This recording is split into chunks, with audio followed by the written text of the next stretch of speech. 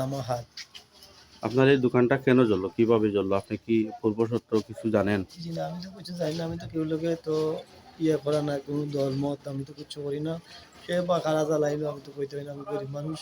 আমি তো এটা হইলো আমার দিন ভিখারি। এটা দিয়ে আমার খাওয়া দাওয়া, ফ্যামিলির বউ বাচ্চা, মা বাপ, ভাই বোন সব নিয়ে যাওয়া, ওটা হইলো আমার সবচেয়ে হইলো এটা। হঠাৎ করে রাত ৩টার সময় শুনি এটা আগুনে, ফায়ার সার্ভিস আইছে, বাড়িতে ফোন গেছে। ফোন শুনে আমি আগুন লেগেছে, আইয়া দেখছি সব কিছু আমার একটা কাপড় পর্যন্ত রয়েছে না, সব মানে তছনছ হয়ে গেছে। জ্বলিয়া ছারখার হয়ে গেছে। এলাকায় গ্রামবাসী সবাই ছিল, ইয়া দেখছে ভাই কিচ্ছু নাই, আমার কিচ্ছু রয়েছে না, সব ওই শেষ। দোকানটি আপনার মূল সম্বল। যে আমার সম্পদ আর কিচ্ছু নাই, আমার এটাই আমার সম্পদ, আমার ফ্যামিলি নিয়ে, এটা নিয়ে আমি চলাফেরা করি। এটা নিয়ে খাওয়া দাওয়া, চলাফেরা, ফ্যামিলি সব বউ বাচ্চা, ভাই বোন সবই নিয়ে এটা আমার চলাফেরা।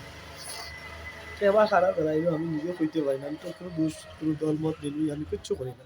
আমার হইলো দিন ভিখারির, দিনে নোয়া, দিনে খাওয়া, দিনে বাড়িতে যাওয়া।